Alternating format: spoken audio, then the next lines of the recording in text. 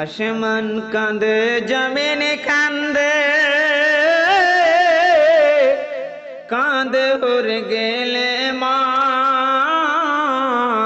যখন পার্শ্ববাসী হয়ে যাবে, আমি আল্লাহ তোমাদেরকে আজমাইশের জন্য কখনো তোমাদের জান নিব, কখনো তোমাদের মাল নিব, কখনো আমি তোমাদেরকে মুসিবতের মধ্যে রাখবো। ওই সময় তুমি যদি মুসিবতকে পেয়ে, যদি কষ্ট পেয়ে, সহ্য করে, সবুর করে আমাকে ডাকতে পারো, আমি আল্লাহ, আমি ইহকাল এবং পরকাল আমি তোমাকে কামিয়াবি দেব। জোরে বলেন সুবহানাল্লাহ। কোরআন হলো এই জগতের সুন্দরতম মুসলমান। আমার বান্দা বান্দীরা, আল্লাহ পাকের সুন্দরতম বান্দা বান্দীরা, শোনো, যারা আল্লাহকে পেয়েছে, যারা আল্লাহর ইবাদত করেছে, তারা স্বয়ং আল্লাহ পাক তাদেরকে কামিয়াবি দিয়েছে। প্রমাণ হলো আজকে এই মঞ্চে আপনার রিয়াজুল জান্নাহ সভা উলামায়ে কেরামের সম্মুখে আপনাদের উপস্থিতিতে আজকে বলে যাই, ওই মা জননীর ইজ্জত বাঁচালো কে? আল্লাহ। একটু জোরে বলা যাবে না? আল্লাহ। আজকে যদি আমরা আল্লাহ পাকের ইবাদত যে করব, আল্লাহ পাককে খুশি করব, আমরা পুরুষগণ, আমরা পুরুষজন, আমরা কোথায় যাব? কোথায় যাব ইবাদত করার জন্য? মসজিদে না? একটু কথা বলে না, দেখেন আপনাদের একটু সহযোগিতা লাগবে। আমরা কোথায় যাব? মসজিদে। আচ্ছা, মসজিদ যদি আমরা বানাতে পারি, আমাদের লস আছে না লাভ আছে? আমার নবী মুস্তাফা বলছেন হাদিসে মুবারাকা, আপনি যদি একটা পাথর যদি আপনি মসজিদে লাগিয়ে দিতে পারেন, সমস্ত জিনিস ফানা হয়ে যাবে পৃথিবীর বুকে, কিন্তু মসজিদ ফানা হবে না। ওই মসজিদ, যে মসজিদে আপনি একটা পাথর লাগিয়েছেন, সেই পাথরটা রোজ হাসরের দিনে, কিয়ামতের দিবসে ওই মসজিদ আপনার জন্য, আপনার হয়ে, আমার হয়ে, দানকারীর হয়ে সুপারিশ করবে। আল্লাহ, এই বান্দা পাঁচল ওয়াত্র এলাকার নুরানি জামে মসজিদের কমিটি সদস্যগণ মসজিদ নির্মাণের জন্য জালসা 2 রাত্রি রেখেছিল। সেই জায়গায় আল্লাহ আপনার সে আহ্বান হয়েছিল যে তোমরা আমার মসজিদের দিকে আসো, মসজিদের দিকে এসে মসজিদের দিকে দেখো, এবং যেটা প্রয়োজন আছে সেটা তোমরা তৈরি করো, পূর্ণ করো। আজকে আপনার বান্দারা, এই বান্দা আপনার একটা পাথর এই মসজিদে লাগিয়ে দিয়েছে।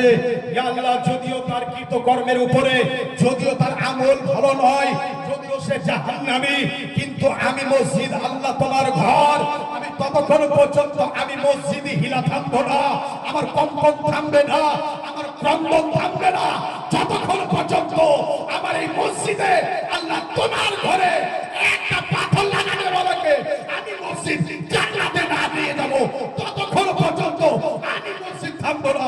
আল্লাহ পাকের হুকুম হবে, এই আমার ঘর, এই মসজিদ, এই শোনো, আমি তোমাকে পাওয়ার দিলাম, যাও, যে তোমার ঘরে একটা পাথর লাগিয়েছে তুমি তাকে নিজে, তুমি নিজে সরাসরি জান্নাতে নিয়ে চলে যাও। জোরে বলেন সুবহানাল্লাহ।